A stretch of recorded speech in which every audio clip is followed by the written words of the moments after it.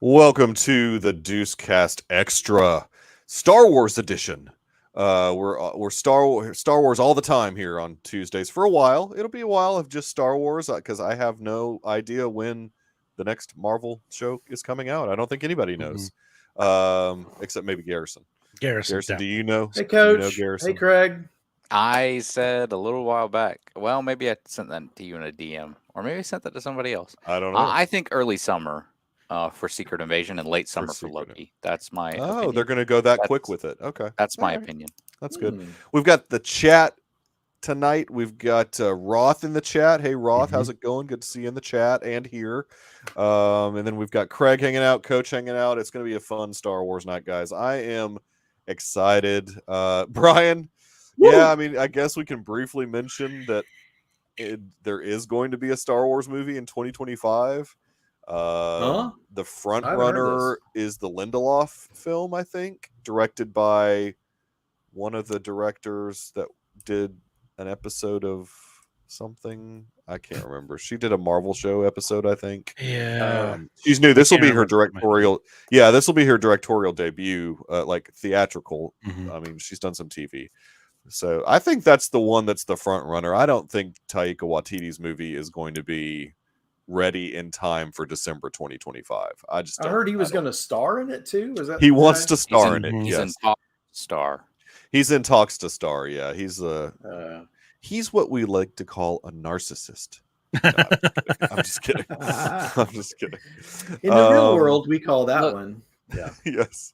You know, you work in the entertainment industry. You got to be a little bit. That's true. You do have to have an ego. I mean, that's important. Oh, did she direct an episode of The Watchmen, Coach? Oh, okay. Maybe. Yeah, I think you're right. Actually, that is correct. Okay, well, that's a Lindelof connection for sure. That's the Lindelof connection. Yeah.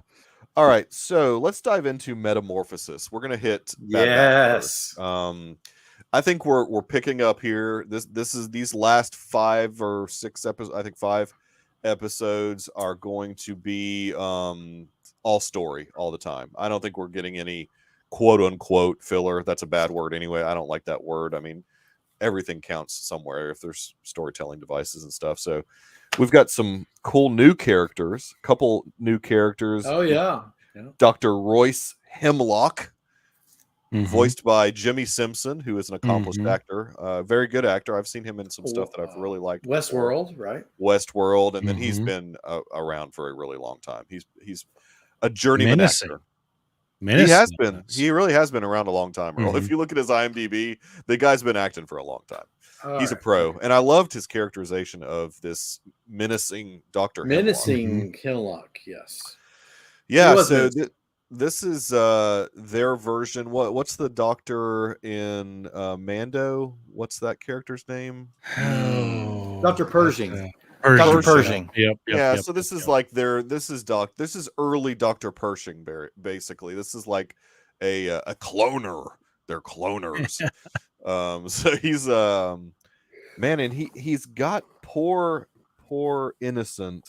And this is why I kind of wanted Rhett to be on for this part. He's going to come on later because I know how much he likes. He needs to watch this episode. He does. That's what I'm saying. He's going to resist to watch it. This exactly. Yes, the Kaminoan Nala Se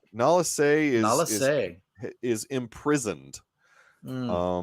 Still alive, even though her planet's been blown up. But or their cities have been sunk. I guess maybe not the planet itself. So, are we to believe that the only other Kaminoan alive is Lama Su? There's only two? Because we saw the senator a couple episodes ago. Well, that's what I'm saying. Nala Se is captured. Those are 2 different people. I know. Yeah. So that's what I'm saying. We've got the only 2 left, though. There's the senator, 3. Right? Then this girl, and that's it, right? No, Lama Su. Yeah, Lama Su, Nala Se, and the senator. It's 3. Oh, I thought the senator was Lama Su. No? Okay. No, the Lama Su's a male. So there's at least 3. Okay. The senator's like... I don't know how the Kaminoans age, but the senator seems to me much older than the other 2. Yes. Yeah. Yes. Garrison, did you have something? You looked like you had something. This is not even TV show related. I don't even know if I should bring it up. It's okay. Oh, do it. Bring it up. Okay, I read out a list of action noms for the Deuceys. Yeah. Ambulance, That's Batman, not- Bullet Train, Top Gun Maverick, Violent Night. Yeah, action. Yeah, and then I get the Ducey ballot, and it's Ambulance, Batman, Bullet Train, The Northman, Top Gun Maverick. Oh, Dave slipped. Now I got to edit Well, my. no, I mean, doesn't it? It's based on like several people who set up the nominations, right? No, but did we read you read that Violent Night was nominated? Because Northman is definitely not on the I see what we're saying. Oh no. Let me ping Dave. This is very important. You guys talk amongst yourself. Yes. Price Waterhouse is not gonna be Price happy about Waterhouse. this. Sorry, your daily audit, your annual auditor. Right. Garrison, you need to focus on the Bad Batch here. Yeah. Focused on the Bad Batch. We're not looking at the Deucey noms. So I think the episode opens with the ship going down, and that really that was kind of really cool intense because sequence of the clone with the electro stick that was going out, and you're like, everybody watching is like, it's obviously above you, and the ship crashes and somewhat maintains. It was cool because it came out of hyperspace, but like in pieces. Oh yeah, that was a really crazy. Cool part. Yeah. I love the animation on this show. Like it's the beginning of this was really really cool. good. Yeah. Like the light, the way they did the like going around this dark ship, and so the asset is baby Zillo beasts. They're making Zillo beasts to use for I don't know for power. Yeah. Unlimited power. Yeah. I didn't quite get what they were fully alluding to as to what the Zillo Beast had to do with Palpatine. Maybe why so much of this, so much of this pre A New Hope, especially animation stuff, is you automatically think, are they alluding to like Death Star technology? I think in this case he's looking for armor based on what they brought up. But my mind immediately goes, where did they ever use that? You know, like the Zillo Beast armor. Yeah, right. Yeah, I don't know. That's where I kind of went to, like the whole like it's sucking electricity and growing power from that. Could there be something there with like the Death Star and how they came up with the technology to shoot that laser? Interesting. I don't know. I could not figure out, and that's another thing that I don't know if they're ever going to actually give us that answer. Similar to some of the stuff that happened in Rebels, where there was like a big kyber crystal being transported. You never got the specific, this is for the Death Star. Like nobody ever figured that out on the Rebel side, which makes sense because it was kind of a surprise the Death Star was up until Rogue One. Yeah. Yeah, somehow the Zillo Beast returned. That's right, Kate.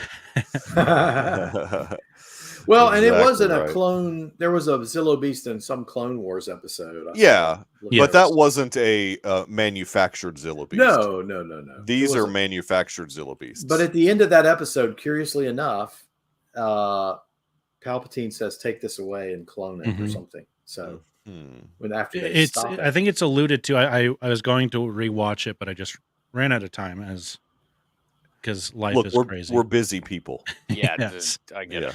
But I'm pretty sure at the end of that, it was alluded to that Palpatine was going to destroy it for the like public facing, but that we get to see he's probably not going to destroy that thing. Yeah. Oh no.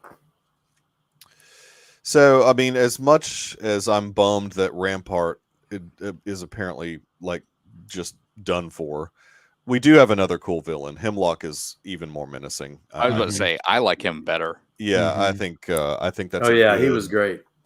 I think that's a good addition to the Star Wars lore, having this guy and Jimmy Simpson, who's going to be able to make that autograph money now. He'll be able to go to the conventions and make all that autograph money. He can sign different autographs for 2 different shows at like Comic-Con. Oh, he could. I'm sure Westworld's a big Comic-Con show. Is it? You think so? I don't know. Maybe not big, but I'm sure they have a presence. Maybe not anymore now that like it's gotten kicked out of HBO. And its last few seasons sucked. A couple seasons sucked. Well, that doesn't matter to nerds. No, it really doesn't. We'll watch anything. I'm watching The Flash. We will watch. We will watch anything. It doesn't matter how bad it is. Yeah, quality does not matter. That is 100% accurate. Autograph seekers. Yeah, no, you're right about that. Yeah, completionist. Yeah, if you're an autograph completionist, yeah, you don't care how bad the show is. You'll go for all of it. Yeah, so and he had. Well, one thing that I was interested in is that one character who was like his assistant had an Omega accent. And I'm like, does this mean she's a clone? I didn't know what they were going for with that. That sort of threw me for a loop. Dr. Scadler? I don't think she's a clone. I just think they had a New Zealand voice actress. Yeah, it was a little confusing. The actress's name is Helen Sadler. Helen Sadler. She's playing Dr. Scadler, not to be confused with Helen Slater. Helen Slater or Ellie Sattler from Jurassic Park. Yes, Ellie Sattler. Ellie Sattler, right.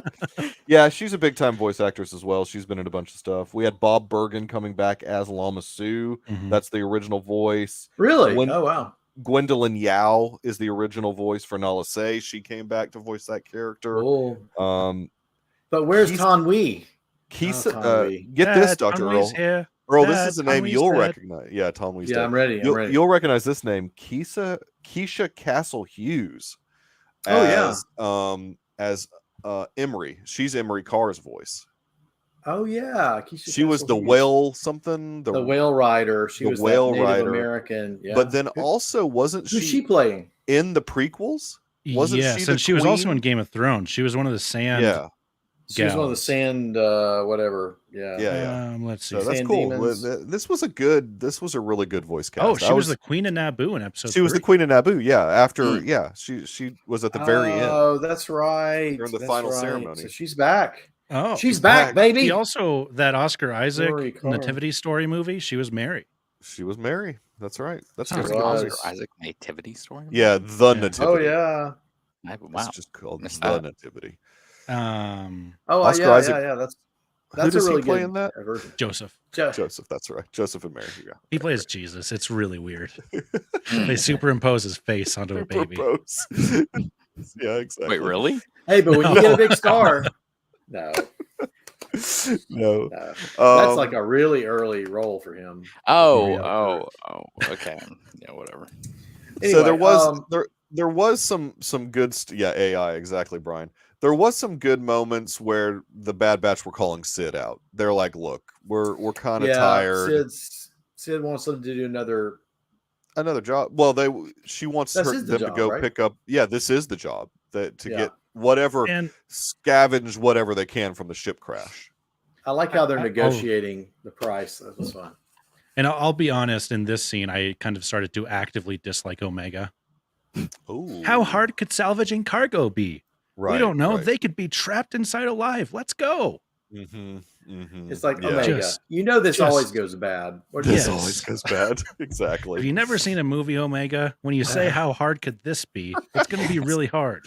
Right. I love the whole Alien vibe, like the first Alien movie. Yeah.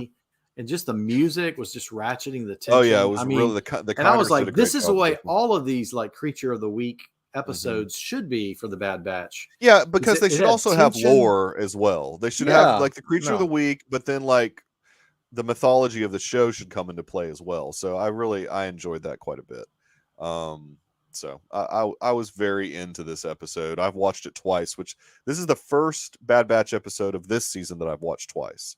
I haven't watched any of the other ones twice. So I was very into this episode. So let's walk through this. So the creature's small. Yes. But then it starts feeding on this electricity or whatever the coupling. Yeah. And then it gets bigger. And then finally they realize, I don't think we realize it's a Zillo beast at first, right? Or I didn't at least. It didn't really look like, it looked more like the alien. Yeah. So I didn't personally. So they did it well. Yeah. First. Yeah. So the only reason I knew was because the cover of the episode when you go to hit play was the Zillo beast. And I was like, Zillo beast. I didn't catch that. I didn't catch that. So then it gets really, and the moment my juice hit was when those ships pop, like when they're there, they're trying to like save the people, and all of a sudden there's the Empire. And dude, I don't know what that is, man, but that just jolts me when they because they did that in Rogue One too. There's just when those ships just pop out of hyperspace. and it's the big Empire ships, and I'm like, oh man, this is just ratcheted up another notch. Because now, what's going on with this? Why is the Empire all of a sudden taking this pretty intense interest in this whole situation? Mm-hmm. Mikey. Oh, and we've got an important Deuces update. I'm All sorry. I'm sorry to stop us cold here, but the Northman should not be nominated for Best Action. It should be Violent Night. What? Wow. What? And Mikey's already turned in a ballot. And I already turned in a ballot. Fraudulent ballot. A fraudulent ballot. Exactly. I've got hanging chads all over my ballot. Yeah, you're right, Brian. I don't know what I'm thinking. You're right. Give us a scoop. This is a scoop. Yeah, That's just in. Yeah, exactly. That's just in. David doing something at 2 a.m. yet again. Messes. No, I don't know. I don't know. Not yet again. The Northman was awesome. For the Northman was great. Awesome. Yeah. It was, yeah. But Violent Night, I think, was a latecomer. A latecomer into the action genre. So yeah. Freaking wow. Yes, Brian. The Northman, that insurrectionist. No, this is not as bad as that one time Scream was nominated last year. Oh, that was 2022 film. Yeah, where's Scream's nomination this year? It gets fake nominated last year. It's left off this year. It got nominated last year, and then all of a sudden, no, we can't put it on this list. There. Scream 6 is probably on this list somewhere. Yeah, that's right. That's right. It is. No. That's okay. Back on track here. Sorry about that. But yeah, I mean, so the Zilla Beast thing's cool. The feeding off the energy thing is interesting that makes them grow. I don't really understand how that works per se, but I mean, however, whatever. It's Star Wars. It doesn't matter. It's just how it works, right? So, right. I mean, the speculation is like they're just breeding these things or creating these things. Just stop it, Craig.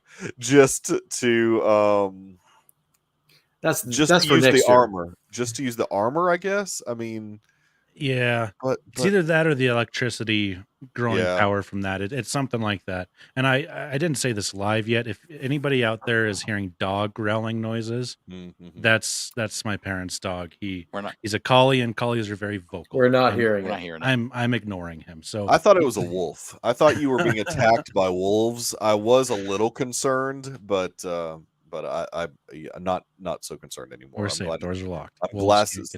Yeah. Are there wolves in Wyoming? There are wolves in Wyoming. There are not wolves in Cheyenne. Yeah, there are wolves in Colorado, so I know there are wolves in. There's coyotes all over the place. Yeah, we got coyotes here. We don't have the wolves yet. You don't have coyotes. Coyotes don't exist. They're coyotes. It all depends on what Indian tribe you've taken the name exactly. from. I'm a porch, and we pronounce it coyote. Coyotes are people that bring other people across the border. Okay. I understand. Coyotes. Coyote. That's very true, Craig. There are beaches here in Cheyenne. Just listen to Garth. Oh, right. That's good. That's a good Garth reference. I'm trying to stall now because we've been going 20 minutes. What else can we talk? Because Rhett says he's not coming on till Mando. Yeah. Till when? Mando. No, until Mando. So we got to talk some more about this. Even though I know Craig. I just talked about the Empire showing up to recapture, and they weren't just trying to kill the beast, right? They shot it a couple of times. Oh yeah. But they wanted to reclaim it. And, the asset. I liked how they were keeping it too, like filled it up with water and then like froze the water. That was cool. Yes, that was pretty cool actually. That was really neat. There was some great stuff in this episode, I'm telling you. There was. And the batch said, let's see, what happened at the end? Well, they kind of picked him up, and somebody made a comment about, the Empire really didn't want to kill that thing. They they captured it. They didn't want to kill it. Yeah. Yeah. It might have stasis. Yes. Good word. It's a very Star Trek word. Stasis. Sure. It's very sci-fi. It's sci-fi. Yeah. The kind of last thing I think we got was the doctor bringing in Lama Su and bringing in Lama Su. Yeah, like. And I had forgotten. Lama Su's as the traitor. Jeez. And that guy gives up Omega. Yeah, at the end. Forgot about that. Yeah, I had forgotten how Lama Su was never really a good person. Like he was. Well, you don't know that in Clone Wars, right? No, you don't know that in Clone Wars necessarily, but it seems like not Clone Wars. I'm sorry, Episode 2. Episode 2, yeah. Attack of the Clones. I'm sorry. Earl, Rhett, I really wanted you to watch this episode because there was a lot of Kamino. A lot of Kamino in action. Yeah. Oh, really? I thought Kamino was destroyed in a barrage, in an orbital barrage. It was, but there's some Kaminoans left. Nala Se's still hanging around, and Lama Su. No, I never liked that Lama Su. Yeah, that's who we're talking about. It's not. It's no Tanwi. No Tanwi. No Tanwi. I am Lama Su. Lama Su. Shaped like a stalk of bamboo. They did introduce an interesting cloner in this named Dr. Hemlock, who was voiced by Jimmy Simpson from of Man in Black fame. Well, and early. Yeah. Llama soup. Llama soup. Llama soup. I'd take a llama soup. Llama soup. I mean, you need to go back and watch this episode. This Rat, we're telling you. What now? I bet llama soup is a thing. Well, yeah, in certain countries. Yeah, I mean, like maybe Peru. in Peru. Peru, they cook up that llama. That's llama with 2 L's, by the way. Yama. It would be, yes, that's correct. Yama Brian soup. spelled that incorrectly. Yama soup. They say llama, don't they? Coyote. They do. Yeah, we found out it's not a coyote. We've been talking about smuggling humans. No. I was corrected. I shouldn't say coyote. I should say coyote when I'm referring to the animal. Yeah. Coyotes. They put people in their butts and smuggle them across the border or something like that. What is? Yeah. I mean, similarly horrific. Two different things. Similarly horrific. No, right. Listen. Now we're not just kidding here. You would like this episode. I think this is a good episode for you to watch, Rhett. Do you remember the Zillow Beast? Yeah. Zeo Beast. Yeah. Okay. Zeo, that's right. Yeah. No, I started to watch it. So here, listen. I went right to the app, to Disney Plus. Yeah. Went to Bad Batch, hit play. And then he fell asleep. And I start watching, and I guess I thought it would start me on the latest one, but it started me on the one, and I didn't realize I wasn't watching the latest one until about 20 minutes in, and it was that stupid when we're in the Ipsium mine. Oh yeah. And I was just like, people watch this? It was terrible. Yeah, that's not the one you need. I don't really think you missed anything if you don't watch that. You don't need to see those two. Well, it sets up the Oliver episode so well. It does. Yeah. It does set up the Oliver episode. It does. Oliver. Oh, that's from yes. What year was that? 1963. 63. Oscar. Won the Oscar that year, if I remember correctly. Have we talked about this before? Hey, you know what should have won an Oscar that didn't? Before we go any farther, let me tell you what should have won an Oscar that didn't. Blade. That's a good movie. From 1998? Yeah. Blades of Glory? That's no. Just Blade. Pure Blade. What Oscar do you think it should have won? Overlooked for the Oscar. What do you think it should have won? What Oscar, though? You can't just say it should have won Best Picture, Best Director, Best Cinematography, Best Effects. Look, Best Sound. Blood. Blade is cooler than it has any right to be. But no. I will say I think it was a bad winner. What won in 98? It was not. It was Shakespeare in Love. Saving Private Ryan should have won. It should have won. What's a better movie, Shakespeare in Love or Blade? Tell me the truth. Oh, Blade by far. Okay. Yeah. Well, it was also up against Saving Private Ryan and Thin I Red knew Line. Earl would pipe in on that one. What about Thin Red Line? Wait a minute. Earl? Wasn't that a Malick movie?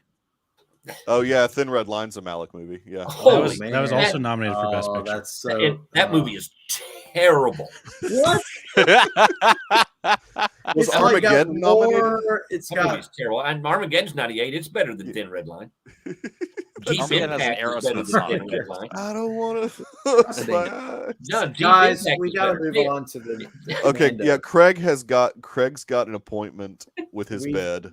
One last point of order on the we need to 99 talk about- Oscars. What's up? What else? I don't want to miss a thing. Lost to Prince of Egypt for original song. Yeah.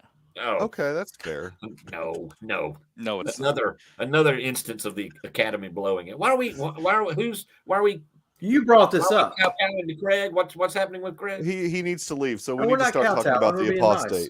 We need to let's talk about the apostate. Wait. Does he know this is on the internet? He can go back and look at it whenever he wants. He wants to watch it live. He said he has some points that he would like to make in the chat. He's going to be helping us talk about it. You should have emailed those in advance. So this one, Garrison, can you please come back to the camera? I know Yeah. Checked out. I'm just kidding. This one was directed expertly by Rick Famuyiwa. Yeah, he was also, I believe, credited as an executive producer this year. Wait a minute, hold on. I think he's directing you just 3 or 4 this episodes. off Yes, by saying expertly. Okay. Yes, because You have led on we enjoy life here. where you're going to go with this. No, Yeah, I we was enjoy talking life about, here, Rhett. I was talking about Rick Famuyiwa's directing style is all I was talking about. I wasn't talking about the episode just yet. Well, tell me, what about his directing style really stands out as a remarkable achievement? I think that opening sequence is really good with I thought the whole opening the sequence Zillow was good with Beast the or whatever, Mandos. the crocodile The Dundee. Crocodile turtle. I thought I That rewatched. I thought it had I watched good. it 3 times. That That scene is some good pales in CG. No, that scene pales in comparison to the season 2 episode with the Great Dragon. No. Oh, This Great is Dragon way way- better. The Turtle Gator is way better than the Crate Dragon. What? You guys? Yes, I Oh watched no, it I 3 would. times. Well, no, wait It's a let's minute. not- really good. Okay. Let's not Is do this. It's really good. I don't think it's way better. I think the Crate Dragon scene is better. Yes. But I don't think this I do too. scene was good, and the CGI was also good. And if you What? say the This is CGI was very bad, good. One you thing are they haven't living on figured out the Neptune. jetpacks yet. Okay, they haven't figured that out. It Why looks the awful. jetpacks? Why the It does not look jetpacks? awful. It looks awful. No, it does not. All right. Point of order. I don't. Yeah, Point of order. Rhett has never liked the jetpacks. When we were on season 2 together. That's he true. didn't like the That's true. jetpacks. He's always had a jetpack problem. But okay, what about that scene? Yeah, I means just like the anything. action. It, No. it, I like it the action. didn't relate to anything. Well, What do you so mean? it was a fake out. First off, I Yeah, it know was a she fake thought out. it The was kids- little young Jim It was a Jared, fake right? out. it showed how the Yeah, you kids were get thinking it was- inducted into this society and how Yeah. Dan would have Yeah. gotten the values that he got. And I think that's Paz Vilsa's kid too. Hmm. There was a lot of scenes I that don't think it mattered who it was. I don't I think mean, it mattered. But Do you there know was who a it lot of actually scenes- was? Who he the actor did. was? That was Jimmy He Kimmel's did. kid. No, his nephew, Jimmy Kimmel's Nephew. nephew. Yeah. Whatever. Last name Kimmel. He was a dweeb. Yes, Greg. We did all think it was a flashback for sure. Oh yeah, no, that's what they That's wanted you to think. supposed Yeah, to be a fake out. it Yeah. was a fake And, out. and you're right. You're right, Rhett. This doesn't have a lot of consequence. I mean, yeah, Din Djarin shows up and saves the day, and It's everybody's for like, the people that didn't watch the Book of Boba Fett. Okay, But again- those people. Let me tell you what else those people didn't get. Anything in the recap. In the That was shocking. That was shocking that there was no. So you go from the end Oh, I of know. season 2 I know. to this with one line where he's like, "It's complicated." No, it's not complicated. The least complicated thing ever is the Book of Boba Fett. right. I But think, that- I yeah. think from a storytelling perspective, though, that again, that scene is setting up how those kids get inducted into this thing and the values that they're taught growing up, and it's Yeah, not I mean, a super complicated scene, but cool. I think this whole it's setting the season's gonna, stage for that kind of stuff. Yeah, there's For going to the be a cult. lot with the cultists versus the Creases. I don't know what you call them. Look, you're making Craig very upset right now. Craig, I will say I don't. That's my only issue with this is I was shocked that there was not any more like no reference to Luke, no reference to any of that, which I think is important for the character. That's kind Maybe of that's odd, coming yeah. later. I think that may be coming later because I think we're gonna get some flashbacks of Baby Yoda. Nah, I hope not. I hope we go Yeah, I don't forward. really want I hope we Craig, go forward. Favreau is said like you guys Favreau in and the- Filoni both said that we're getting more of Baby Really, Yoda's some more backstory, yeah. flashlight. like Okay. you guys are payola. Like this is payola. You guys are No. on. Like, Disney is like. I'm no shill. I am no shill. You're payola for Mike Zero or whatever those crappy YouTubers are. Doomcock. Yeah, Doomcock. Doomcock. Even Doomcock fans know Mike Zero's clickbait garbage. Right? Yeah. No, I don't. I don't. I don't even lower myself to Mike Zero. Yeah, I mean, look, it's more stuff about the Children of the Watch, and that's good. We need more stuff about the Children of the Watch. Let me be entirely clear about my opinion of this episode. It's setting the stage the entire episode for this whole season, which it's a whole setup episode. I think as a whole, it did it well enough for me to like it, but there's a lot of negatives that come with that to me. Yeah, and I'm overstating it. Let me bring it back down to reason here. I just thought it was it felt complacent to me. Like they just didn't pour a lot into it. And setup is fine, but you need to start with a bang. And you'll say, what about the? I know that's what I'm about to say. You'll say, but they did. What about the big gator thing? It seemed without consequence. There was any number of ways you could have brought Mando back to meet the armorer and all of that. It was artificial to me. It felt artificial in that it did not have consequence. It did not play out through the rest of the episode. It did not seemingly set up anything. Is it expository? I mean, is that what you just want to? Do you want an exposition dump right off the bat? You don't generally. So there was nothing to hook me about this episode. It seemed complacent. It established a couple of things. This IG-88 11. It introduced the grassy guy. Mossbeard or whatever he was. Vegan Pizza the Hut. Oh, Mossbeard would have been an awesome name for him. King Swamp. In that respect, it set things up. What was his name? It was. I thought the fight in space was. I mean, that was pretty good. Dorian kinetic and that was fine, but it just seemed complacent. It didn't grab me. I've never before come out of an episode of Mandalorian and thought it was meh. I mean, all the rest, for even the little frog people episode, I enjoyed. I have, but okay, well, I haven't. I've been pretty happy with all of them, and this one I was just like, I like this one more than. Look. I think Craig's actually making a good point here. Like, no, because you guys are both you both work for the same employer. No, we don't. Disney.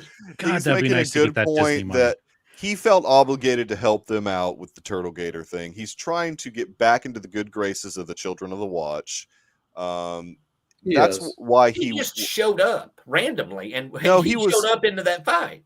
Well, yeah, he was coming to meet there. Was going on. He's like, he wasn't just going to let him die. No, I'm going to let the kids die, boom, and just fly away. Of course, he helped them. That wasn't a person. He didn't have a personal interest in helping them, other than because he's a good person.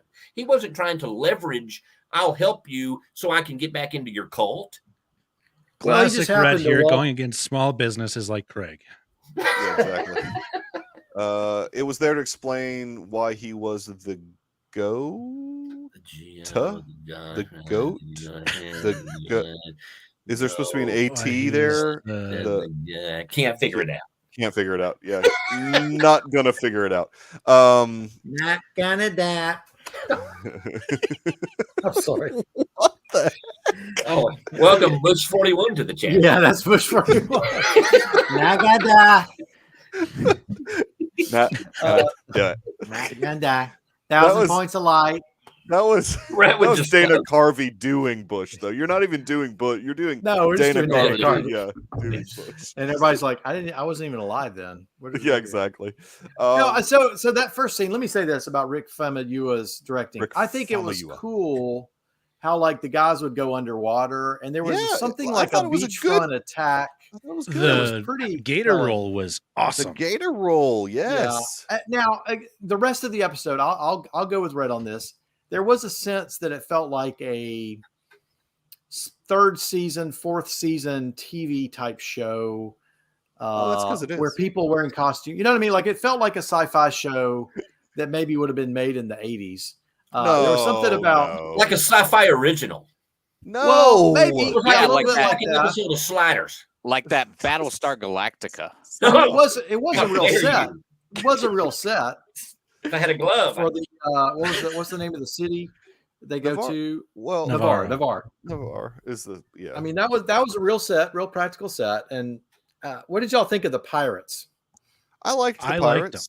I liked the whole vibe of the pirates. Yeah, I mean, who was the guy? Who was the lead pirate? He seemed familiar to me. Like his voice. Maybe his voice was familiar. I don't know who the voice actor has not been put on IMDb yet for the pirate, but like he seemed like somebody who he seemed recognizable to me, but I just couldn't quite put it. Yes, Craig is bad. Dana Carvey. And look, Marty Maltless. I don't know who. Vane was that guy, and I don't recognize that actor. I don't. And what was the king? Like the king pirate, that was Gorian Shard, and he was played by Zaxos on Dory Zaxos from Game of Thrones. I do like that guy, Nonzo Anansi. Yeah, I do like that guy a lot. Zoro on Daxos. Yeah. The richest man in Cod. Yeah. Carl Weather, Carl Weathers glow up. Mando seems artificial to me. It doesn't seem to. He's the high magistrate. Even though it's been 2 years. Like that's a weird. That's right. It's been 2 years. Remember, it's been 2 years. According to. Here we go on the timeline. It's been 2 years. His droid even called the magistrate, and he was like, "No." Right. I mean, Fett, we did mention that a little bit earlier because this is for the people that didn't watch Book of Boba Fett, that maybe didn't understand like why he was considered an apostate. You took off your helmet. We get the whole dialogue of what this kid gets told that he can never do, being exactly night watch. So whatever they are, I think it's important to have that scene. I mean, we had it in the previously on also. We had 3 times the previously on, and then with the kid, and then again, like the same. It's an arbitrary action scene without a real hook. That's all. It was a fine action scene, but it was I felt disconnected from it because it didn't relate to anything. Navarro, this is development on Navarre. Navarre is 2 years. Navarre. It's been Navarre that's in Florida. That's near that's near Orange Beach. Or near, the bar is now a school. The bar is now a school. I thought this was the funniest episode of Mandalorian, or maybe anything Star Wars. I think we've got. It was several very funny scenes. For what reason? For what reason? Grogu and Babu Frick. Yes, they were brilliant. Yes, they were fantastic. That baby. It redeems the episode. Okay, I mean that's no, they're not squeeze. And like and Grief Karga translating when he didn't need to be translating. It was just like really understandable, and he's like, I love it.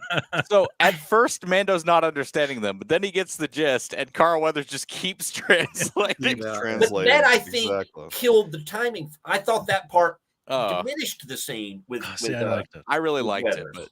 No, I thought that part diminished it for me. I liked just the Babu Frick interaction. Just give me when's their show coming out? I mean, I want those guys. What's their species? Craig. He's not a pet. Craig, do you need to get some asprin, or I mean, is this too much? Yes. Is he hurting from laughter? It hurts too much. Check your troponin levels. So here's my theory, Rhett. You watch this at 2 a.m. Yeah. That's not. You're probably too tired. So I watched it the first time and said, okay. And then I watched it again and I said, no, it's a little better than I thought. I watched it again a minute ago. Oh, and you loved it. Release time. What Dr. Earl is saying, time Mando is a young man's game. Yeah, exactly. Yeah. I'm kind of saying that. Red being positive. I'm staying up again tonight.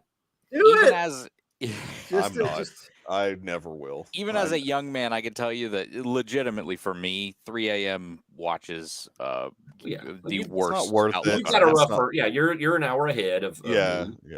Craig, go chew a baby asprin and call 911. I've been in Vegas for several days, so I'm on Pacific time still. I saw your feet were getting eaten. Oh my gosh, that was great. I put my feet in this fish pedicure thing spa. It's very Star Wars in there, and there's these little. They're called Dr. Fish, and they eat. I'm gonna take my headphones off. They eat your feet, and dead skin. They just chew on them. They chew on them, and it feels like almost like a little electric shock. Ooh. God, I bet Quentin Tarantino wishes he was those fish. They like swim between your toes, and it's crazy. Yeah, it's Tarantino the weirdest I'm thing. not sure I could. I don't know if I could do that. Oh, it makes you jumpy, but I did it for 30 minutes. I wish I had. You telling that story made me jumpy. Just imagine the whole tub of them. So all your body. Yeah, just up to here. Oh, now, so just to make sure I understand you, Rhett, you don't have a problem with him going to Navarro because he went there because he needed IG-11. That's like why he went there. Yeah, but I think I have a problem with this IG-11 stuff. Why? I do too. Because a little bit. we watched him explode into a billion pieces, and he melted. Rhett, nobody's ever really gone. Yeah, no one's I know. ever. I know. Gone.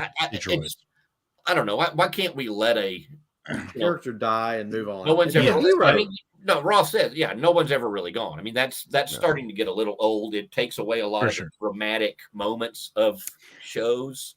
Right. He can't go alone. He trusts IG-11. Yes. It's the only droid he trusts. The reprogramming that Killick did on him.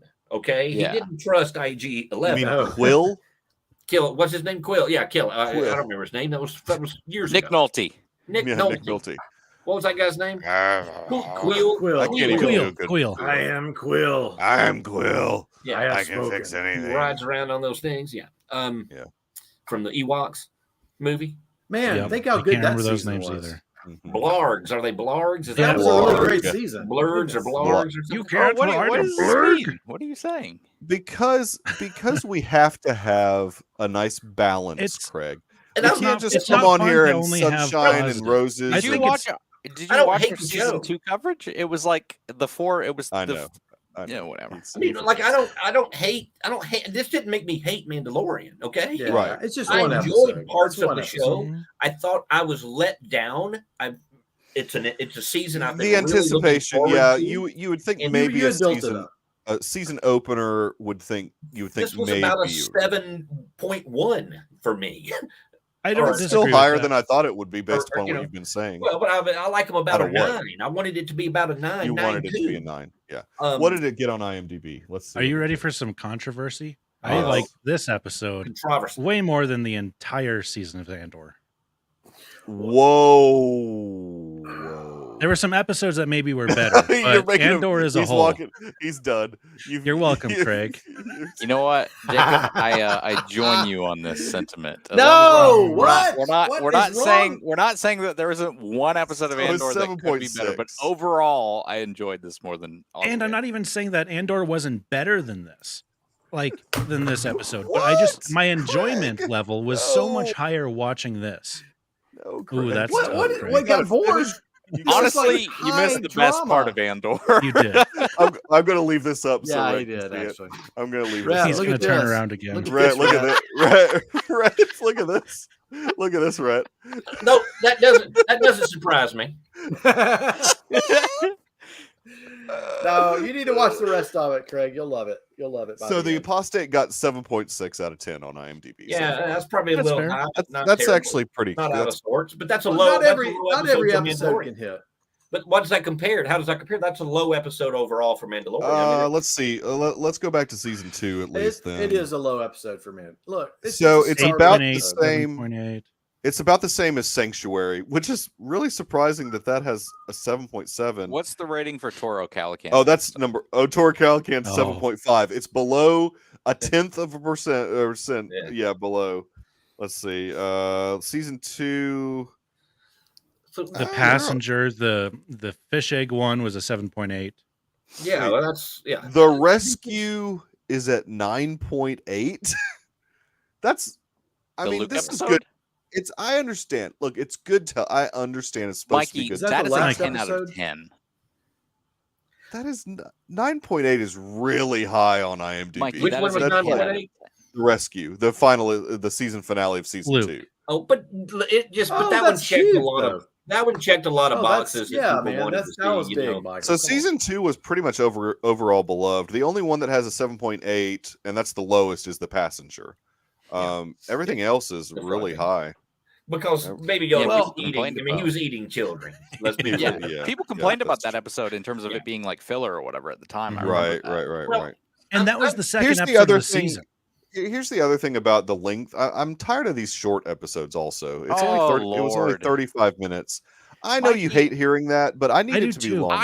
I hate shows that try to pad out to 50 minutes. If you've Yeah. only got a Yeah, I do 35-minute too. story I to do tell, too. tell the 35-minute story. And they did a lot. I'll say they did a lot this episode. I mean, did they cram a covered lot. a And lot by of the ground. way, Andor absolutely padded some epads. Yeah. Yeah. Yeah, Hey, they what were added the- they were like, let's put some more awesome. Let's just cram more awesome. In. They padded it with Oh awesome. yeah, this is a Hey, good. they had a lot of spot awesome. Let me to- agree with Craig on a rare. Here's a rare little moment of agreement. Yeah, the music. The music, it wasn't bad. It just, and you reckon, obviously he reused a lot of the themes. The theme is still a theme, right? But it did not. It didn't. It didn't hit me at all. Like I found it very unmemorable. Really, none of it worked for me. Especially compared to that first episode of season 1 when they're riding the blurgs across the rocks, and it's like almost like the Rocky theme, and like it's a just Westworld, you just want to like stand up and. It is the like, Rocky theme because Ludwig. I mean, he had studied Bill Creed. Conti due to Creed, and it was almost like this music was done by an AI. Yeah, it worked. I like for sure. I totally agree with that. I thought the Bo-Katan Kryze, when he got to the planet, there was a good theme that was there. Good. That was a good motif. And I think that may even end up being a Mandalorian like theme or her theme, like a little motif. Yeah, like a little motif that's going to be for her. Or for her well, I mean, make it your own. I mean, it's his. That was the main part I noticed and liked. Second watch. So do we is buy writing the themes? By the way, he is. Yeah, he's doing the themes. He's just not composing the score, I guess. Right. Yeah. So Bo-Katan, are we buying this like down on her dumps? Well, she'll be back. If she's got no support like she currently does, then yes, but she'll eventually gain something and have her own little. If she doesn't come back this season, she'll come back in Ahsoka's show, I think. No, she'll be back in this season. That can't be the only moment with Bo-Katan. That's still has to be ironed out. I'm pretty sure she's like a series regular. I think she might be the second build person this season. Well, that's just because it's Katie Sackhoff. Hey, man, I mean, I can't. Yeah. More Katie Sack, mate. You've got more Katie Sackhoff. Pedro's voice is the first build. Just his voice is first build because he's never there. He's not actually. I hope everybody understands that. He's on he's never on set. He does this from his mobile phone on the set of Last of Us. On the set of Last of Us, yeah. He's in the middle of the snowstorm. Listen, this Mandalore stuff about is it or isn't it habitable is blah blah blah. Sure. We have established that in the Star Wars galaxy, it takes you about 30 minutes real universe time to get from one place to any other. Okay, sure. I mean it is a quick hop anywhere you want to go. Some would say skip. Oh yeah. Gosh, I see what you did there. Hyperspace skip. Yeah, hyperspace. Light skip. Light speed skip. Yeah, that's hey, that looked cool. It was stupid. I agree, Craig.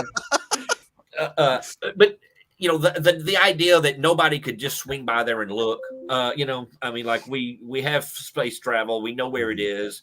We can we just I just want to pop by, land, didn't die. It's great, right? I'm sure these are spaceships. They probably have some sort of sensor to be like, hey, air's good.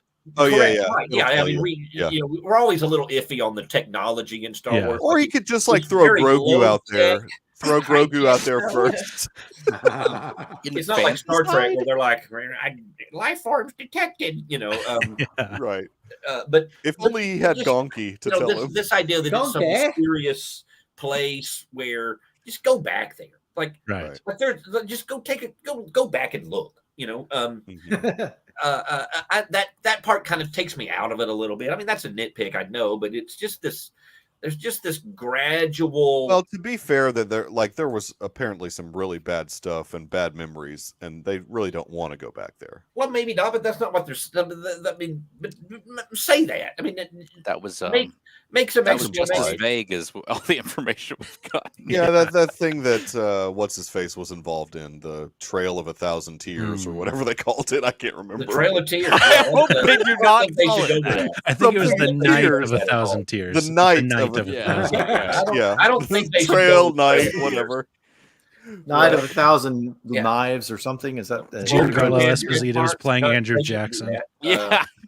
We're talking Crystal Bo is Knox. definitely playing the defeatist role. Yeah, definitely Fett. I mean, that's very much the case with her. She's at this playing point. the Last Jedi Luke Skywalker. Like, I failed. Next episode, just go wave that sword around. She builds a practical teat.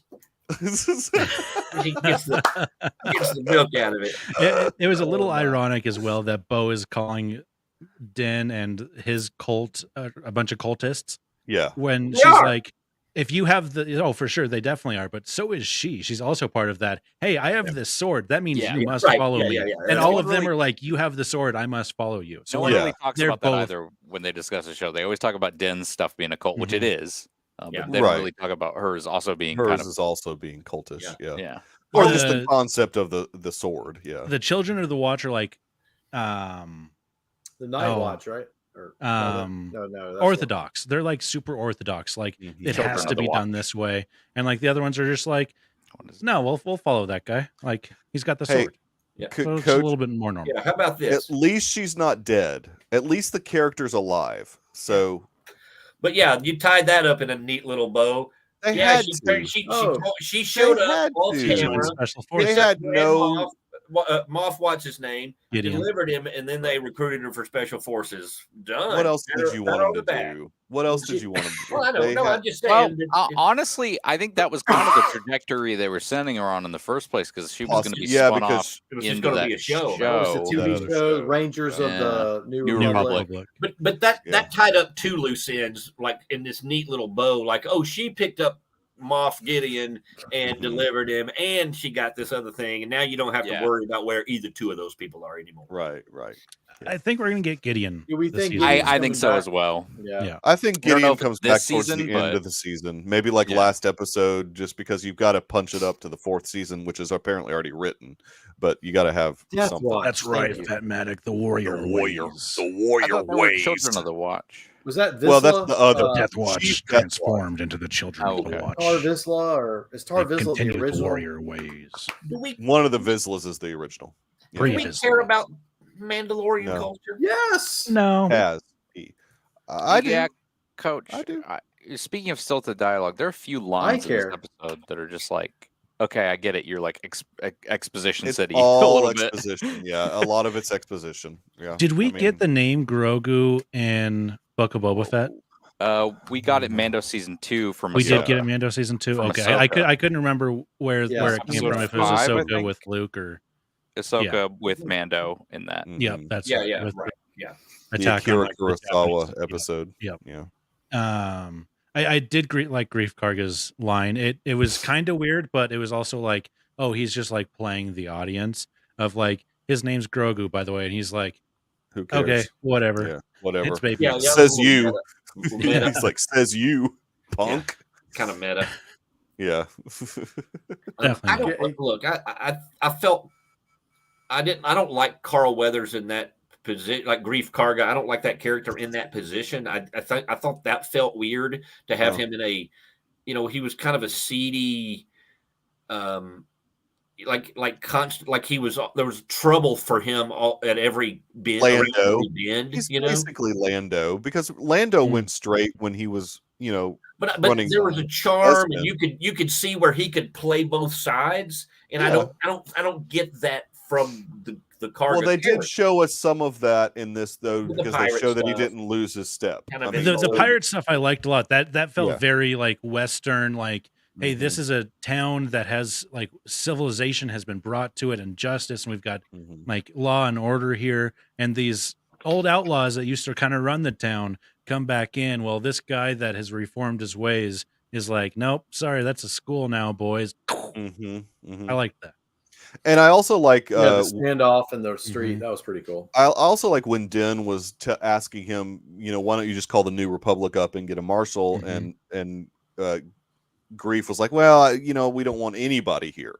We want to be able to run this the way we want to run this. We don't want obviously the Empire. We don't want, we don't want anyone here. No need for that bureaucracy. No need for that bureaucracy. Yeah. So I like that. No need for law and order. So well, the he's pirates, got Law and Order. But. yeah. So the pirates, that's obviously going to be like a secondary villain kind of thing in this. Well, the rumor is what's going to come with this Mossbeard guy. So the rumor is they introduced the pirates because these are going to be the main villains for the Skeleton Crew. Oh, that's spot on. That kind of fits with because it's going to be kids. A bit kids. more kiddie. Yeah. So that's kind of like the rumor of why introduce this particular big pirate Pizza the Hut guy. So Jude Law is trafficking children in the Skeleton Crew, is that right? And the hero pirate just want to stop him. Yeah, right. Jude Law's a coyote. Because I didn't realize this, but that's a Filoni and Favreau show, so it's going to tie into all their stuff. They kind of slipped that in recently. They said, "Oh yeah, Skeleton Crew, Ahsoka, everything's going to tie together." So this whole series is going to be setting other shows up. Is that just this one character? Just this. Every episode will have a character from Mando. No, they have to introduce these pirates, so we're prepared for them. Maybe we'll get 2 episodes of Boba Fett in the middle of this season. In some episode of the Skeleton Crew, that's unfair. Something that happens in Mandalorian season 3 will be totally undone. Every show does this type of. It's unfair to blame. I like it though because it really is building this kind of bigger Mando verse, which I think is important for Star Wars to have. Yeah. And I think it'd be great if they can make some movies out of that take place in this with these characters. Fantastic. I have been saying since the beginning that the at least the finale needs to be shown in theaters. That would be the smart thing to do, but they're distracted by Taika Waititi and Damon Lindelof, so we'll see. They're distracted by the big Gorian Shard is Spinach guy. Right, exactly. Gorian. If they wanted to make money, they would do a feature-length Mando film after whatever they want their last season to be. If they want to lose money, they will do a feature-length Mando film after the conclusion of this series. No, they won't. No, why would that lose money? It all in a why film. would that lose money? Well, they lost money on Han Solo. They got diminishing box office on the sequel trilogy. They shouldn't finish the story in the show. They should do a finishing movie. Yeah, finishing movie. Yes, a finishing movie. With a 6 seasons in a movie. I don't think that's 6 seasons in a movie. You guys think it is? 6 seasons in a movie. Yeah, I don't. Everybody. It may not do well, but I still want it. Grogu. Wanting it is one thing, but if you want it to be, I'm just saying, from a financial standpoint, that's a boom. I don't give a rip about Disney's financials. If it is the actual end of the Mandoverse, then fine. I don't need Disney to do any more Star Wars. Currently lose. You need them to have success. You either Grogu need them to is a crash 4-quadrant. so hard that they fix everything, or you need them to be successful so they continue. Currently their streaming services lose $4 billion a year. What are they learning currently? They don't. Yeah, that's true. But I'm saying the risk is not just for them. The risk is for the fan, because if it becomes untenable, if you have a series of failures and you don't want to risk it anymore, then that hurts us. We want these to be good, not artificially successful, not successful despite themselves. We want quality and box office so we can have more of this. Grogu's 4-quadrant. Yeah, that's exactly, Earl. Baby Yoda's 4-quadrant. Absolutely. 4-quadrant, man. Everybody wants to see it. Everybody would go see a Baby even Yoda on Jacob's movie. shirt. Everyone. And he'll just be, I think we just need one where he's saying Chicky Nuggy and Chalky milk. You know what? I am down for. We finish Mando in the show, but then we give Baby Yoda a trilogy. His own Baby Yoda trilogy. Yes. And listen, he's not developing much as a character over this 15-year period. Yeah, right? But how do you speed that up when he's supposed to be like an adolescent until they've made a mistake? They have made a mistake on his age and developmental cycle. Yeah. So that they are trapped unless they jump way ahead. This is Baby Yoda that we get for a long time. He's so cute. He's hugging the people love the Baby Yoda. Give me more of the Baby Yoda. He hugs the baby. Give it a lot of room for development because he's they choking baby. Wrong. Yeah. He's eating the little M&Ms. 50 was too much. You could have said 20, and it would have been okay. Well, okay, so doing the math, right? Yoda Don't try and do the was math. nearly 900 years old. When Yes. 900 years you are, yeah. If you just take 900 divided by 50, and then let's say that was really old for Yoda. So then take that number of what's the 500 divided by 900, multiply that by 95. It puts Grogu at like 5 1/4. Why did we multiply it by 95? Because that's a really old person. To like put it in our terms. Okay. I was told there would be no math. Just do 100. Yeah, just do it at 100 even. If well, then he's so 5 1/2. He's 5 years old, right? Yeah, and, 5 years old. Yeah. Yeah, that makes sense. But he doesn't act like he's not a 5-year-old from a developmental standpoint. Yes, but is he a 5-year-old that now I don't have kids. I don't deal with kids very often, but is he a 5-year-old that has had a big traumatic thing happen in his life and has repressed a lot of that? Right. Well, maybe, but nobody's talking, but nobody's saying that. They haven't couched it that way. They're treating him like he is like this is normal for that species. They're infantile and they have. I don't think so. They haven't. I'm talking not overtly, but they've not. Nobody. He should be farther along, but we've got to deal with his trauma. Nobody's trying to deal with his trauma either. Craig, we're not doing 900 divided by 50. 50 divided by 900. I think that I think that they will this season, though. I think we're going to get more backstory stuff. Apparently, I mean, I didn't necessarily and need like that, the little flashback that we got again. Yeah, the one little flashback that happened. That seems like he was much younger than probably what, late 30s, if that math is right. And he was in the Empire's hands for who knows how long. Like who knows what trauma he has been through. Oh, like just that little thing wasn't it a bunch of clones going to attack him? Okay. Well, we like could say the he's been through all this. The clones. We could say he's been through all this trauma, but that's not really being displayed on the screen. Correct. And they're not talking about that. They're not using that as an excuse or an explainer for why he's less. So I think we're getting. I feel like they've missed. Yeah, they've missed his age a little bit. It's cool and what a reveal, right? But that probably should have been handled a little differently. So you can get. I don't disagree, but if they're going to retcon it, that's the way they go. Yeah, like a baby Groot situation where you see some development pretty rapidly. Maybe that'll be in the movie when they get to the movie. Yeah, they have to get to the movie. The trilogy. The trilogy, yes, the Baby Yoda trilogy. It's the teenage years, the adult years, and his wise old years. Yeah, it takes place over 700 years. That wasn't Yoda that came back as a Force ghost in Last Jedi. That was Grogu. That was actually Grogu. Oh man! Wow, mind blown. Listen, I came in real hot about this episode. I don't hate it. It's not turned to me against Mandalorian. I thought it was. I don't think it rose to the level of our previous season openers. It was a little bit of a letdown for me. That's fair. I'm anxious. That's fair. I'm still going to stay up and watch it tonight. I'm anxious to look at that. He still loves it, guys. Do you think that they were? Do you think that they were in their heads about the fact that people might not have seen those 2 episodes in Book of Boba Fett? I think so a little bit. Well, if they were, they didn't. But they didn't try to. If they were in their heads about it, they didn't do anything about it. I mean, they didn't explain Bo-Katan Kryze very well. They didn't, you know what I'm saying? They didn't go back and pander. No, but they didn't need. But Bo-Katan was in. Well, that didn't happen off camera. Well, she was season 2, right? Yeah. You know her, and they did have flash.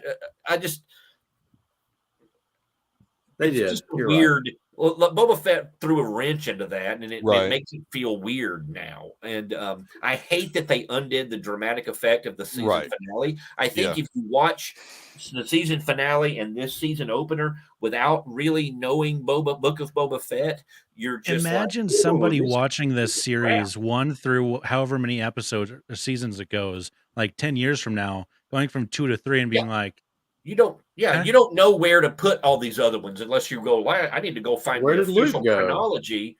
And and so I think that'll be jarring for people. Why is Grogu back with Jindarin? Yeah, right.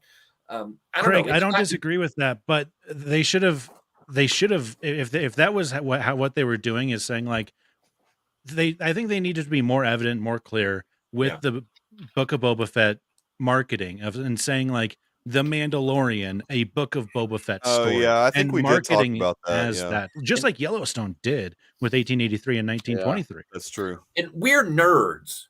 So we understand it, right? We get it. We kind of eat, breathe, and we look forward to this stuff, and it's a significant part of our lives and why we know each other and all these other things. Right. But we're not the only audience that Disney Plus is trying to hit. They're also trying to hit the moms who started watching this show but at episode 1 because of Baby Yoda, or episode 2 because of Baby Yoda, right? Those people exist. I know people like that. There's a lot of they did not really want more than us, okay? Yeah. Because there's a lot more of them. And they're not watch Book of Boba Fett, at least the ones I know. Their husbands were watching a sci-fi show. They looked up. They said, "Oh, that looks like a baby," and then they were hooked. Look at it. We got it. We got the big audience. You guys are just like we got the housewives that are obsessed with babies. Yeah, it looks like a baby. So I think the show has gotten a little. It's gotten a little complacent. It's a little sloppy in its execution. Sometimes. Well, that's what I'm saying. And okay. But luckily they have many more episodes this season to make up for this. Hey, but didn't you love the robots? The cape holders. Grief Karga's robe? I mean, I want one of those. I want one of those. Yeah, with carrying this train behind it. Yeah. I liked the IG-11 Terminator reference. I did too. Oh, when he started crawling and going. Yeah. I thought it was. I'm okay with this IG-11 thing. I mean, I think I agree with Vetmatic though. I think they're ultimately going to fail at restoring IG-11. I think that should be the. Oh yeah, he did. I say do that too earlier. because I think the conclusion to that. Oh, that would Mandalorian. Din Djarin has not really grown that much. He's had a little bit of character growth, but he's saying I want IG-11 because this is the only droid I can trust. Right. Hey, we can't get IG-11 fixed. Here's another droid. Trust this one. Little something there. I don't think that they would spend so much time on IG-11 for them not to. Yeah, you can't spend this much time in a 35-minute episode with IG-11 in it. Like maybe 7 minutes of the 35 minutes is about IG-11. It does. No one in the world doesn't want more Taika Waititi.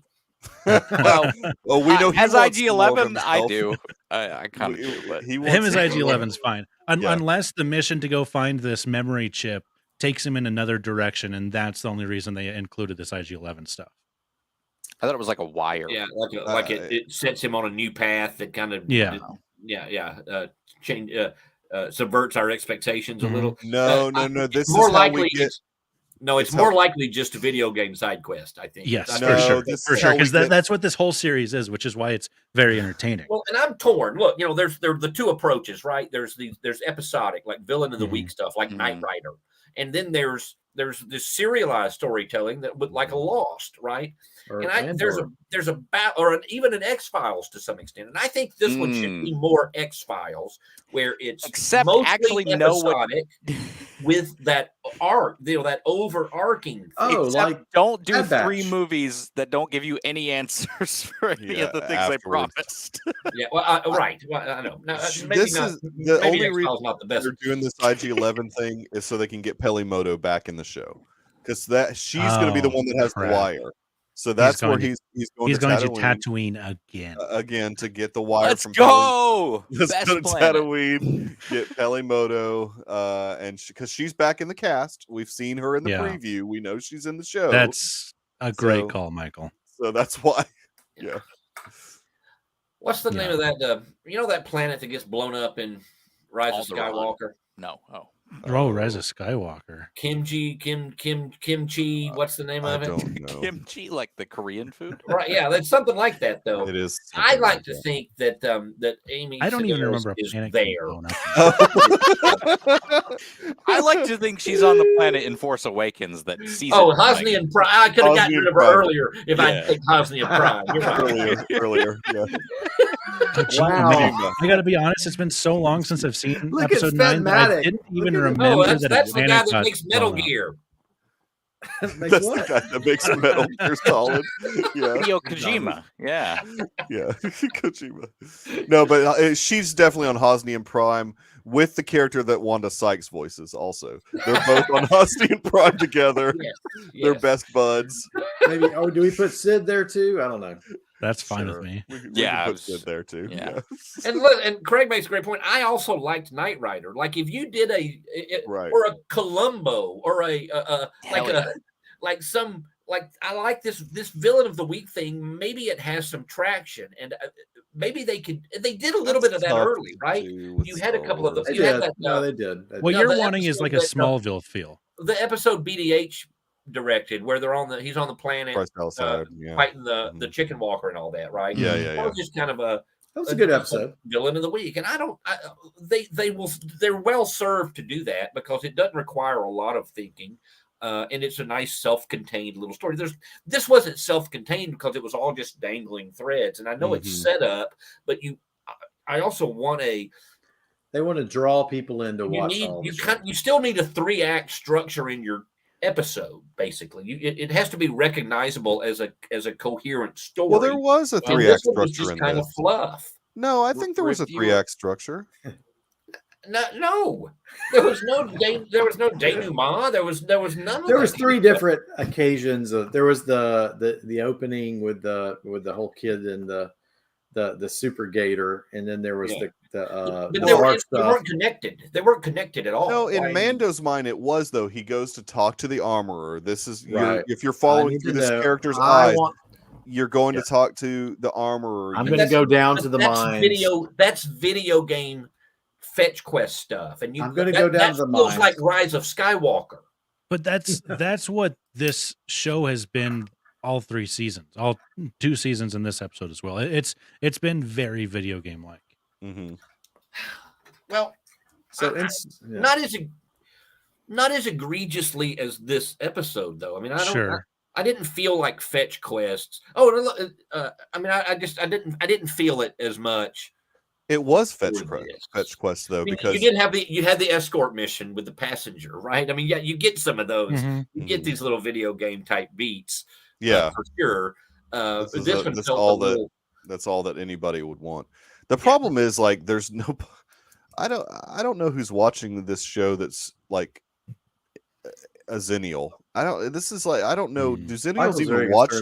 I just don't even know if they watch TV anymore. Like I don't know what they watch. They watch YouTube clips. Mikey, what are you saying? I don't know. Who's watching this show? That's what I'm asking. Michael is very concerned for Xennials. Look at the ratings for Mandalorian, the highest of any show on Disney Plus in its history, still to this day. Okay. It was not trending on Twitter. Yeah. Next day, the way previous episodes had. Right. You had to I watched it over the course, in different periods of the day. Not that that's the be all end all, but it's not. But it's not what we use. When they go to streaming data, you do it by Google searches and social interaction and things like that. We use Nielsen, but sure. I also think, Rhett, that it's not just this episode was maybe a little bit of a drop, especially for a season finale. I'll give ground there for sure. I still really enjoyed it. But I think another big thing is it's been 2 years since we've had like proper Mandalorian. And so there's some natural drop off. It's been a minute. Yeah. Like, oh crap, this is back. Like I was at the gas station on Monday and I had this sweatshirt on. No, I'm sorry. It was last week. It was on Friday. And I had this sweatshirt on. The guy's like, oh, I love that sweatshirt. Like I need more of that show. I was like, dude. Yeah. A new episode dropped 3 days ago. Yeah. And he's like, bro. I had no idea. So people are like, oh, I got to resubscribe to Disney Plus. I canceled that last year. Yeah. This one came in a little bit under the radar, I think, despite the trailer releases. A little bit. But the show has always been a grower in terms of viewership. It has been. Though. I sympathize with the show. If you look over the course of a season with the streaming numbers, that show continues to grow. So. And I think that's what'll happen. I mean, especially if the next episode hits really hard. Yeah. I mean, I think if it's an awesome episode and it's like a 4 quadrant, it'll take off. It'll take off. Yeah. I do worry. To Rhett's earlier point, I do worry that people don't so much care about the Mandalorian story and they more care about Din and Grogu. Yeah. Oh, was that your point? Was that? No, that's Garrison. No, I'm sorry. I just came back. I was frozen. I might have been frozen. I don't know. I thought Garrison was saying, I don't care about the Mandalorian story. I only care about all 5 of you froze on my screen. 4 of you froze. Okay. Then it was you, yeah. So I just thought, so that's a really good point. Like, I think more people care about what those two are doing together, not necessarily Din's quest. They're just going to follow her. Yeah. All the lore, the Mandalorian lore. They just don't know it. But I don't. It's not. We've got to know about. But that's not mass appeal stuff. That's right. That's nitty gritty nerd stuff. That we can that's like Mandalorian mercs. Those are the only people that really care about it. It'll be a need. It'll be a need to know. I mean, people that read Karen Travis books. As long as they show Grogu. Another thing I don't think they covered in the previously on was the ship, his new ship either, right? They did not. So it comes out. It came out. He got it in He got it in Book of Boba Fett, right? He did. Yes, and I will say I absolutely love this ship. Very impractical one for a bounty hunter. Not really a bounty hunter anymore, but like when he gets IG-11, what are they going to do? Strap him to the bottom? That's all right. No, they'll just fold him up. Put him on the hood. Cargo. They've got cargo. Leave Karen out of this. I knew Fett. I knew that would trigger Fett. Like it's an F-150. I when I was rewatching it, I was like, Din is like, he just got divorced and he got like a Camaro and he's like, oh yeah, I've got my there's only one row of seats and he's got the baby seat and shotgun. He's like, whatever, we're making it work. I'm a single dad. There's no room for groceries in this thing, but I'm out living my best life. Yeah, that Chewbacca, exactly. That's kind of what I'm saying. I'm not saying that I don't completely like.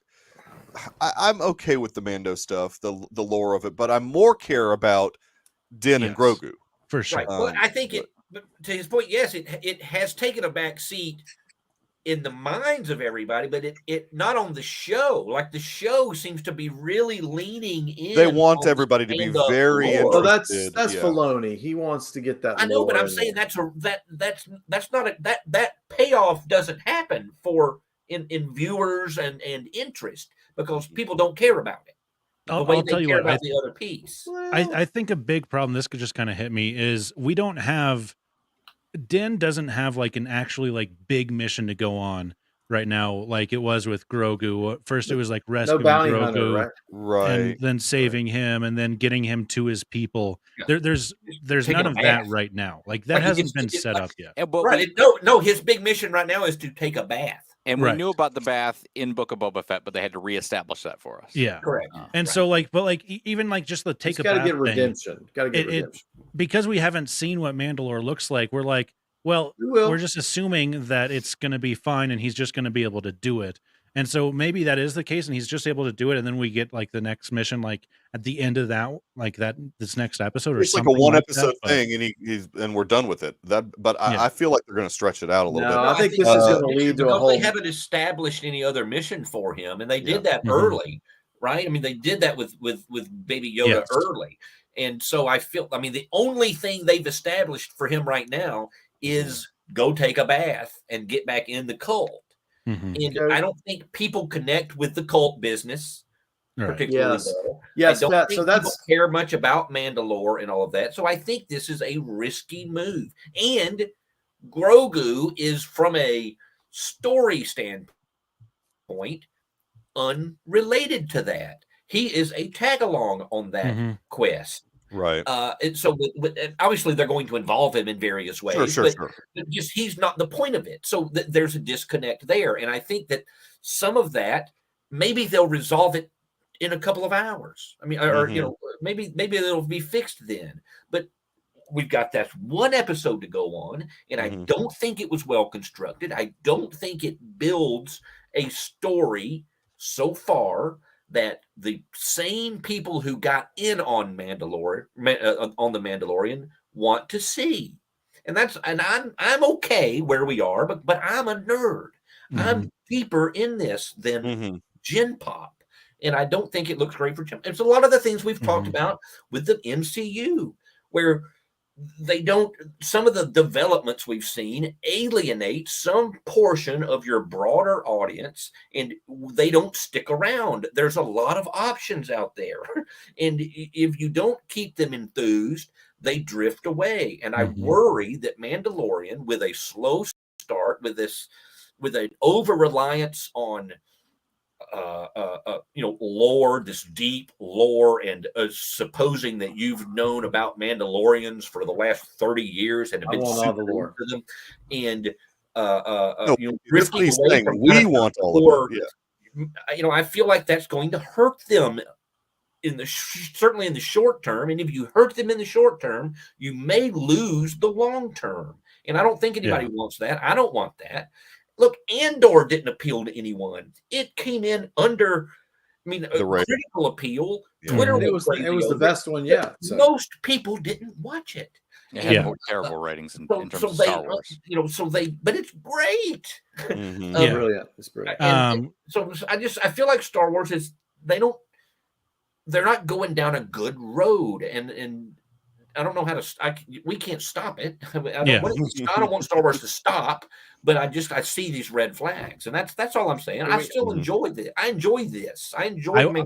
For the record, I want Star Wars to slow down. I think Star Wars is, those first 6 movies were so big because for the longest time there were only 3 movies. There were only 6 movies. Like I think there's something to that where those 6 movies, give or take the prequels, but they were like really good. 3-year gaps. Okay, Craig, you don't have to scam. We know what we know, Craig. We get what you're saying, Craig. We understand. Craig, to answer your merchandising question about the first episode of Mandalorian, I think they did not have any merchandise because they did not want the Baby Yoda species to be spoiled whatsoever, which it would have been if they had merchandise ready. Yeah, but that was dumb because they didn't capitalize as fast as they should have. Listen, the idea that it's one episode, hey, sometimes that's all it takes. Okay? You better be on top of your game, because there is a lot of prestige television out there to be seen. There's a lot of content on Disney Plus. Okay? There's a lot of and you better keep these things popping. Do not get complacent. Don't get wrapped up. And Filoni, he has a tendency to get in a feedback loop of Filoni, where he's really leaning into the things that Filoni likes. And Clone Wars, successful though they were, that's not Gen Pop either. You may think it is. It ain't. No. They don't know all of that lore, but Filoni does, and he loves it, and he wants to keep playing in that world. And it doesn't necessarily translate to the same group that they need for this to continue in perpetuity. So just be mindful of that. We got that. Let's talk about the space wells. Yeah, the Purgles. Yeah, that was awesome. Oh man, let's get back to speaking of lore. That's what I love. The Purgles. Yeah, I was setting up some depth. So anyway, general audience, Ezra is a Jedi, and you have to watch this whole cartoon. He looks like Aladdin. He looks like Aladdin, but they didn't cast Aladdin. They cast a different guy in the live action. He'll be live action in the Ahsoka show, and really, that's we think, definitely. That's and that's somebody said you like the Mandoverse, right? This interconnectivity where everything depends on the other. Well, the more complex, the more drawn out it gets, the more you're going to lose. People are going to miss a part of it and not come back. Right. Yeah. And that's the one thing that they have to be really careful of, is because if Grogu's not going to be in all of these shows, there's going to be a lot of people who check out. What gets more viewers, Ahsoka or Book of Boba Fett? Oh, Ahsoka will get more. I think Ahsoka will get more. Yeah. There's a built-in. Unless the first mod that drives up on a Vespa and steps off and twirls around. There was a comment earlier. I think it may have been from Craig. I can't remember who. Maybe it was Brian. He said the reason those guys lost in the shootout is because none of them swirled. Yeah, that means the pirates needed to spin and get that momentum. You got to hit the circle button if you're playing Madden. Yeah, exactly. The juke. Is that like their version of a juke? Yeah. Well, that's an R1, I think. But that's all. I don't know. I didn't play Madden. It's a spin move, Mike. Yeah, spin move. Circle. Yeah. Circle beats a square. Anyway, look, I didn't mean to come in so hot. I'm not just being opposite, like arbitrarily contrary. What? Sure you are. Not. I never am. I mean, I think there's value to that. I'm happy that Rhett's here for that. Oh, I'm very happy. Yeah. Otherwise, it would just be a love fest. You guys would just you would just count your Disney money that you're obviously being. Man, I wish it was that easy. If all we had to do was talk positively about their dumb show, I'd be freaking doing it all day long. So they guys ask you to go to the Galactic Star Cruiser, and you're like, no, I don't even want to sit through that. Hey guys, that National Treasure show, you guys should watch that show. Let me tell you about Turning Red. Turning Red should win the Oscar this year. Yes. Why should Turning Red? Yeah, Seriously? Turning Red. That needs to win the Oscar. Yes, it was so impactful and important. Hey, that show that they just announced Wilmer Valderrama as Zorro. I am so in. Hey, the best animated movie in the last 3 years is the Puss in Boots sequel. Soul. No, Puss in Boots was better than that Soul crap. That whole cat thing didn't make sense. Wow. The whole what thing didn't make? Oh, the cat. I see what you're saying.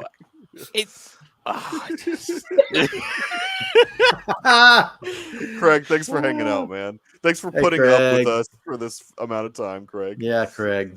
In summation, Andor's up here. Mando's trying to get up to the level. I'm just saying what's the truth. Dr. Earlier, you're just simply unequivocally wrong.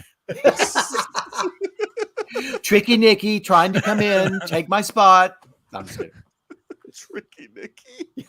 Everything doesn't have to be like Andor. I understand that the Mandalorian is Mando's fun. Totally very different. It's a different. It's fun. Type of storytelling. It's a different audience. To me, great. The Mandalorian captures more of the spirit of George. And I'm not insulting Andor by saying the serialized. I'll go with that. Storytelling. Yeah. Andor was for. I felt like it was for like me and Earl. Like that, our generation where we're it was. I mean, like these people who have as the Harry Potter books. They start. That first one's very simplistic, very kid, very child. The kids who aged with those, by the time they got to the end, they were older, and the book reflected that. It's more mature. And I feel that way about Star Wars. Like I've had 40 plus years to grow Star Wars up in my head. And Andor finally gave me some of that. And it is a niche product, and it kind of goes against some of the stuff I was saying earlier about how you got to be careful not to lose your audience by being too niche, but Andor worked. And I think, Andor did get a lot of traction critically, and the people who, like, I've convinced people who would not have watched it to watch it, and they're like, holy crap, yeah, this is really great. It is good. So, they're both good, but in different ways. There's a balance to be had, yeah. I just worry after like season 2 of Andor, they're not going to try that ever again. Well, they'll do a movie. No, they won't. This movie stuff. It's called Rogue One. It's called Rogue One. I see what you did there. Yeah. No, I hope that it has time to gain a little traction, so that when season 2 comes out, maybe the viewership has picks up a little bit, and it does have some stagnation be damned, exactly. But I worry that too, that they will go the opposite direction if Andor is just not blow the doors off. But Andor will not ever be blow the doors off the numbers kind of stuff. The character name doesn't have enough pull, and the show is a bit more. It's a bit of a slow burn at times. It's adult. I mean, I don't know that my 7-year-old's not going to enjoy the intrigue of Andor, right? Yeah. No, it's like a wartime, occupied it's like an Germany HBO series almost. It's very much like an HBO series. It's the closest to prestige TV we'll ever get. For sure. Obi-Wan should have been Star Wars, and they should have done that. It was not. Obi-Wan's very disappointing. They could have done that's the one that like disappointed me the most out of all that. Like to wait so long for Obi-Wan and it to be just And McGregor he loves the character. He loves playing that character, and that does come through in a lot of those moments. It was the story that was the problem with it. The lack of kind of. I mean, they undid too much that we knew, sort about the story. I think, and something that was kind of hackneyed, and it just didn't have the same care and attention to detail that we got out of Andor, and it should have. And it really deserved it. That character deserves it. That story deserves it. The Vader Obi-Wan dynamic deserves it, and it didn't get it. Yeah, that's fair. All right. Well, I think. I know I talk too much. I'm sorry. No. You're fine. No, that's all we can do. We're done. We're done. That's all we've got. I mean, you used up all our talk time. You used up all our time. No, we've got a hard out. Yeah, well, yeah, exactly. What's next? We're gonna start playing Red Off. Do we have movie things that we're doing here? Shazam! Fury of the Gods. End of March. Will be not next. Is it It'll next be week? 2 Thursdays from now. Shazam is actually messing up me being able to see John Wick 4 on a Thursday. Oh, that's right. And I missed that calculation. That was on me. I totally missed that. And I'll have to see John Wick 4 on the weekend instead of on a Thursday, which I'm very disappointed. Can't we just do this later? That'd be too late. For me, that would be too late. I've got to start at 9. I can't do Garrison's late stuff. I'm just old. fell asleep. Garrison's on Eastern time. We can't make this over. Yeah, I mean, he still hasn't adjusted to having a real job. Yeah, exactly. I get up at 6:30 every morning. I know. It's too much. We can't do that to Garrison. Yeah, 65 looks interesting.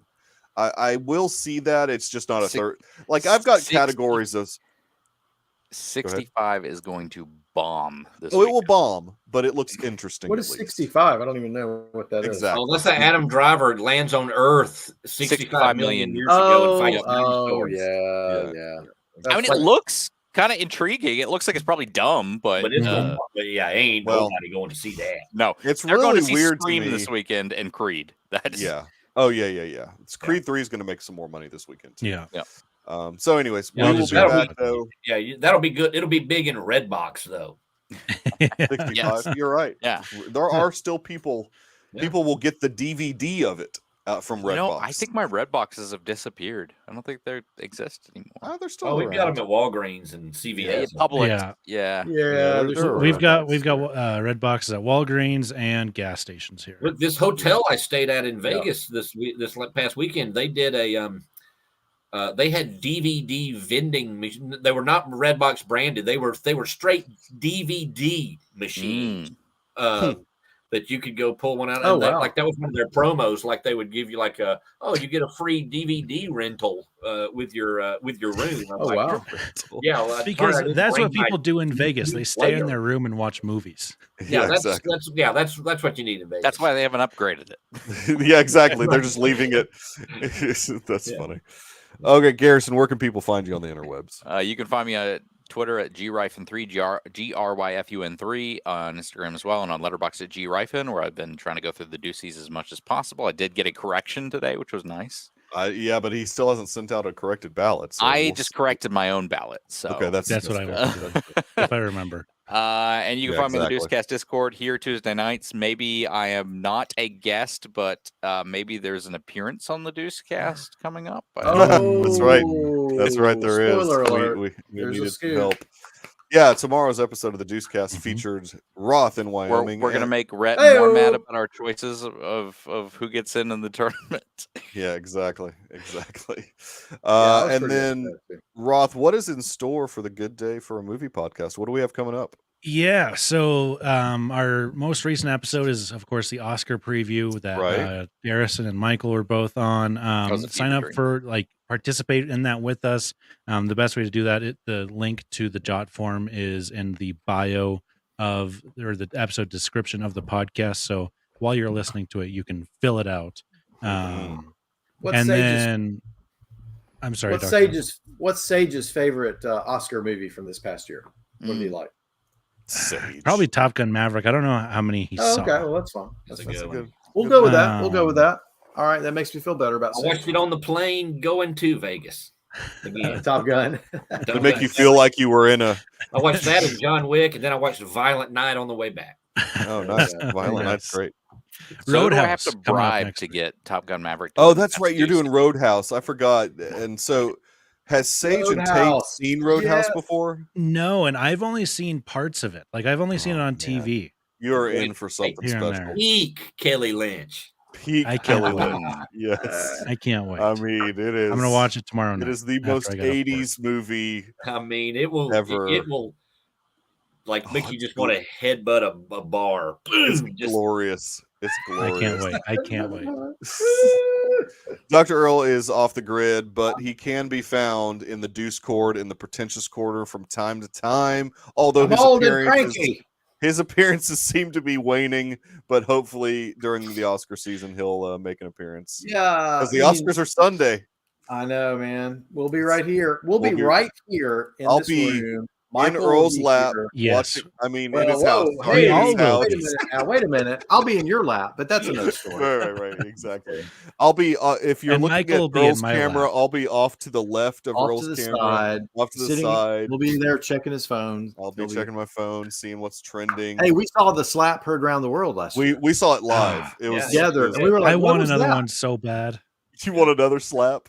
I'm sure there'll be some stupid reference. No, but I to want a it. real lot one. of I them. want real drama again. I want a punch. Oh, you Oh, want there'll be a something real. drama. There'll be Sasheen Littlefeather will come back and do some But acceptable. this time I want John Wayne to get through the person holding him back. Oh yes, I heard There'll about be a that. streaker. Yeah. Yeah. Yeah, streaker. We got some things. Rhett, do you have a new website? I do. Yeah. I heard. It's, Yeah, you were. No, it's starwar.com/Star Wars is dead. Oh man, I'll be And going we on. lost her Look, last I'll give year. you some. I'll give you some clicks. I'll go to that website right away.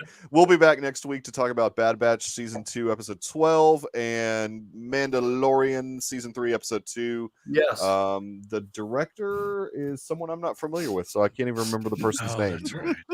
That's for a episode 2. crapshoot. Yeah, I can't remember the person's name at all. That link just takes you to StarWars.com. Even the backslash, the Star Wars is dead. Even when you Yeah. type it, just take you to What Star about Wars. forward slash? He said forward slash. Forward slash. That's right. That's a very important distinction. I appreciate everybody hanging out in the chat. Fetmatic, Brian, Craig, Roth was Thanks, in there guys. earlier. Chew Bubba came to hang out. That's a rarity. We don't see Chew Bubba Chew that often in the Bubba. chat. I Coach, wrote that of down, course. Fetmatic. Oh, you wrote Fetmatic's movie choices. I'm Yes. guessing that's what those are. Yes. So yeah, Oh, we will see everybody next Tuesday night for some more Star Wars goodness. Hope everybody has a great night.